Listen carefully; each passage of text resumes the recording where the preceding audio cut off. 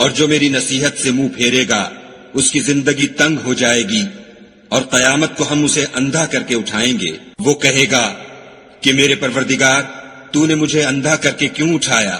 میں تو دیکھتا بھالتا تھا۔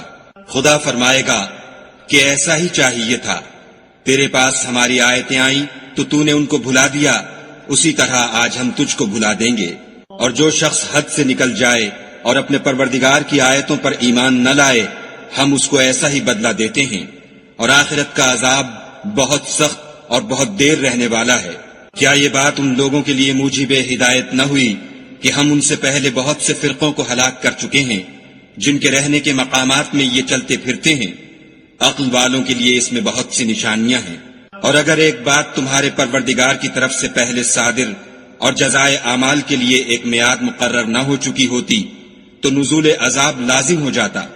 پس جو کچھ یہ بکواس کرتے ہیں اس پر صبر کرو، اور سورج کے نکلنے سے پہلے اور اس کے غروب ہونے سے پہلے اپنے پروردگار کی تسبیح و تحمید کیا کرو، اور رات کی ساعات اولین میں بھی اس کی تسبیح کیا کرو، اور دن کی اطراف یعنی دوپہر کے قریب ظہر کے وقت بھی، تاکہ تم خوش ہو جاؤ۔